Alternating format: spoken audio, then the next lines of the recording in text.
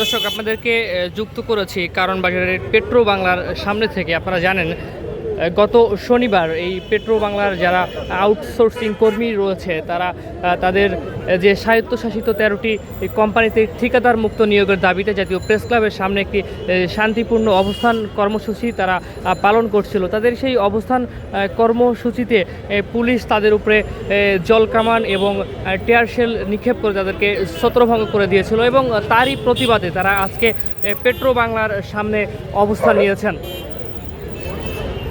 আজকে তাদের অবস্থানের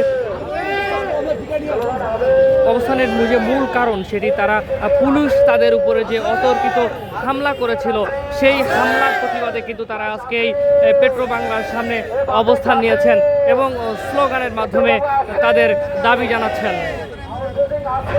ভাই, আপনারা আজকে মূলত কি দাবি নিয়ে এখানে দাঁড়িয়েছেন? আমাদের দাবি আমাদের ব্যানারে দেখতে পাচ্ছেন। গত শনিবার প্রেস ক্লাবে আমাদের একটা আন্দোলন ছিল, সেই আন্দোলনে আমাদের কর্মী ভাইরা আহত হয়েছে, ঠিক আছে, অনেক কঠিনভাবে আহত হয়েছে, তাদের হাত পা ভেঙে গেছে, অনেকে হাসপাতালে আছে। আর আমাদের যে দাবি সেটা আপনারা জানেন, চুক্তি সঙ্গীত আমরা চুক্তিভিত্তিকভাবে আমরা চাকরি করছি, ঠিক আছে। তো সেখানে সরকার আমাদেরকে বেতন দিচ্ছে, আমাদের যে চুক্তিভিত্তিক প্রতিষ্ঠান সেটা কি দরকার।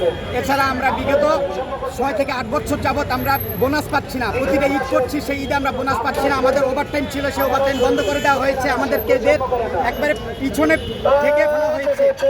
এজন্য আমাদের আন্দোলন হলো যে আমরা চুক্তিভিত্তিক থাকতে চাই না, যেহেতু সরকার আমাদেরকে বেতন দেয়, আমাদেরকে সরকারিকরণ করা হোক, তাছাড়া স্থায়ীভাবে করা হোক। এছাড়া আমাদের বেতন বোনাস সেগুলো আমাদেরকে নির্ধারিত করে দেওয়া হোক, যেভাবে হতো সেভাবে দেওয়া হোক। এটা আর কি আমাদের আন্দোলন। আর যতক্ষণ পর্যন্ত তারা আমাদের দাবি না মানবে ততক্ষণ পর্যন্ত আমাদের কেন্দ্রীয় কমিটি থেকে নির্দেশনা আছে, আমরা আমাদের আন্দোলন চালিয়ে যাব।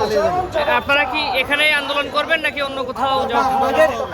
আমাদের আপাতত কেন্দ্রীয় কমিটি থেকে তারা বলেছে যে পেট্রো বাংলার সামনে থেকে আমরা আন্দোলন তো বরাদ্দ রাখতে, পরবর্তীতে কেন্দ্রীয় কমিটির নির্দেশনায় আমরা পরবর্তী যদি স্থানান্তর করতে হয় তাহলে আমরা সেখানে যাব। তবে সারা বাংলাদেশ ব্যাপী যত আউটসোর্সিং আছে সবাই মিলিতভাবে আন্দোলন।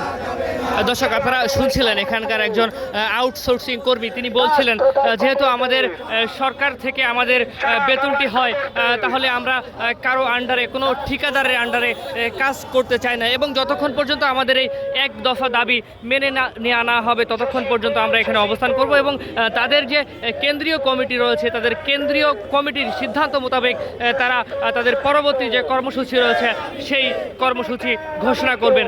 আপাতত তারা পেট্রো বাংলার সামনে অবস্থান নিয়েছেন এবং এখানে তারা বিভিন্নভাবে স্লোগান দিচ্ছেন। স্লোগানের মাধ্যমে তাদের যে দাবি রয়েছেন তারা তাদের সেই দাবিগুলো উত্থাপন করছেন এবং গত শনিবার তাদের উপরে যে পুলিশ যে হামলা করেছিল সেই হামলার প্রতিবাদ তারা করছেন।